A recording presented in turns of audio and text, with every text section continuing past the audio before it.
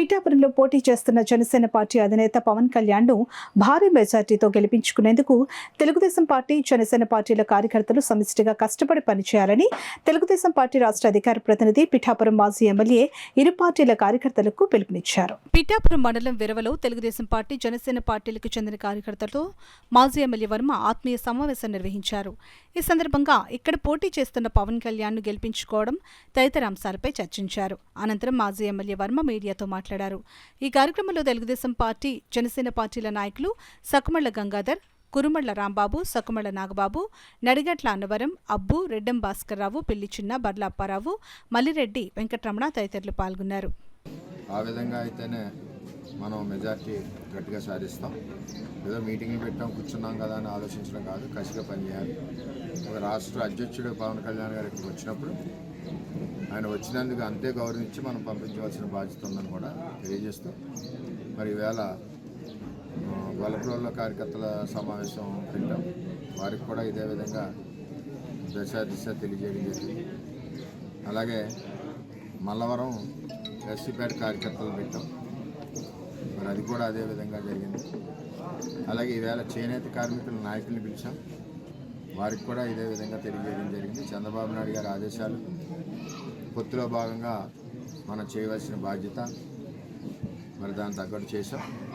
కొంతమంది కార్యకర్తలు ఇబ్బందికరంగా ఉన్నా కూడా వారిని సముదాయించి ట్రాక్లో పెట్టడం జరిగింది. అందుచేత ఈరోజు ఇరవ, వల్లప్రోలు, మల్లవరం, అలాగే మన కాన్స్టిట్యున్సీ స్థాయి చేనేత కార్మికులు వీరందరితోటి మనం మీటింగ్ పెట్టడం జరిగింది. మీటింగ్ పెట్టి కౌన్సిలింగ్ ఇచ్చాం. వారు ఏంటంటే డౌట్ ఎటు వెళ్ళాలో ఏంటో తెలియని పరిస్థితిలో ఉన్నారు. అంటే జరిగిన విషయాలన్నీ కూడా పారదర్శకంగా చెప్పాక వాళ్ళలో మార్పు వచ్చింది. మీకు ఎలాగేసాం వరం గారు, మేము అదేవిధంగా మీరు చెప్పారు కాబట్టి మేము కూడా మీరు సపోర్ట్ చేసిన వ్యక్తి పవన్ కళ్యాణ్ గారికి మేము కూడా చేస్తాను, వాళ్ళందరూ హామీ ఇవ్వడానికి. తర్వాత 2 రోజుల తర్వాత దశల వారీగా రోజుకి 2-3 గ్రామాలు చొప్పున మీటింగ్లు కూడా పెట్టుకుని వెళ్తామని చెప్పి తెలియజేస్తూ, మరి ఎక్కడ ఏ గ్రామాలు ఉన్నాయో వాళ్ళందరికీ కూడా షెడ్యూల్ ఇస్తాం. మేము 54 గ్రామాలకు కూడా షెడ్యూల్ ఇచ్చి door to door campaign start చేస్తాం. ఆ క్యాంపెయిన్లో ప్రతి ఒక్కరూ పాల్గొని వెళ్ళాలి. అందులో మన పరాన భేదం లేకుండా, ఒకరికొకరికి వైషమ్యాలు లేకుండా కలిసికట్టుగా వెళ్తేనే ప్రజలు అంగీకరించి ఓట్లు వేస్తారు. ఆ విధంగా పనిచేయాలని చెప్పి మేము తెలియజేస్తూ, ఎక్కడన్నా సహకరించకపోతే మా పని మేము చేసుకుని వెళ్ళిపోతాం.